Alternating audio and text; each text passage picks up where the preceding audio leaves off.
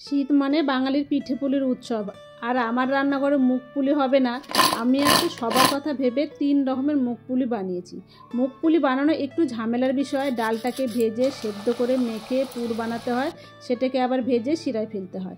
তবে আমি বলবো হাতে সময় নিয়ে বানাতে পারলে ধাপগুলো খুব একটা কঠিন না।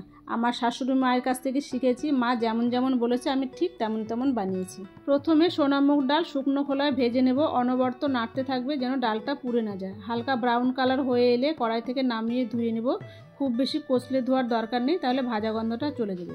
ডালটা সেদ্ধ করতে বসিয়ে দেব, ততক্ষণ আমি পুরটা তৈরি করে নেব। আমি এখানে দুধটা জাল করতে বসিয়ে দিয়েছি। দুধটা খুব ভালো ঘন হয়ে গেছে। এবার আমি দিয়ে দেবো গুঁড়ো দুধ, আবারও ভালো করে জাল করে নেব। তারপরে খেজুর গুড়টা মিশিয়ে দিব, ঘন হয়ে আসবে, তখন রেডি হয়ে যাবে আমার পুরটা। নামিয়ে নেব। ডালের দিকটা নজর রাখতে হবে, ডালটা এমনভাবে সেদ্ধ করতে হবে যেন ডালটা পুরোপুরি নরম হয়ে যায়, আবার জলটাও শুকিয়ে যায়।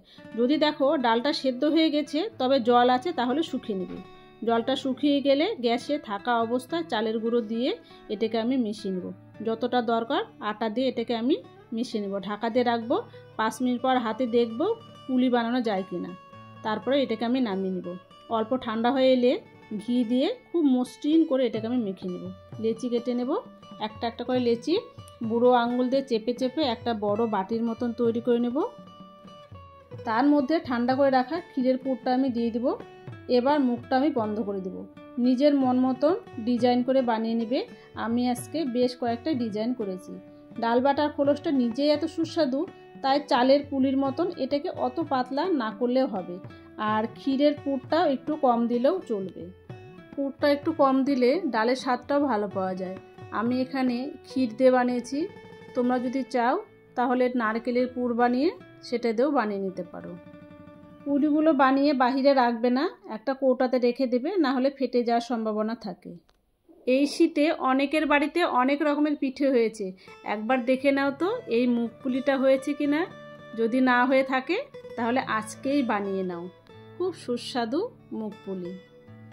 পুলিগুলো বানানো হয়ে গেছে, এবার আমি এগুলোকে ভেজে নেব।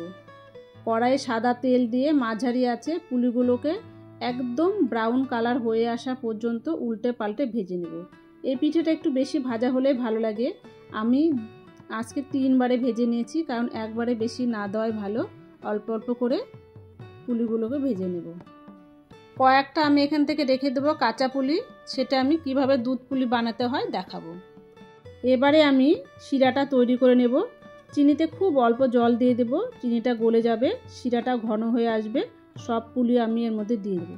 ভালো করে নেড়ে চেড়ে মিশিয়ে নেব। ঠান্ডা হয়ে এলে এটা দানা দানার মতন হবে। তোমরা চাইলে গুড়ের শিরা দিয়েও এটা বানিয়ে নিতে পারো। ঠান্ডা করে এয়ারটাইট কৌটায় রেখে দিলে অনেক দিন থাকবে। আমার বাড়িতে থাকবে না, আজকে এটা শেষ হয়ে যাবে। পুলি পর্ব 2। এবারে আমি দুধ পুলির জন্য আগে থেকে খুব ঘন করে দুধটা জাল করে নিয়েছি। তাতে আমি দিয়েছি খেজুর গুড়ের লালি। ভালো করে জাল করে ফুটিয়ে নেব পুলিগুলো দিয়ে। তারপরে আমি এটাকে নামিয়ে নেব। এত সফট হয়েছে না, না খেয়ে তোমরা কেউ বিশ্বাস করতে পারবে না।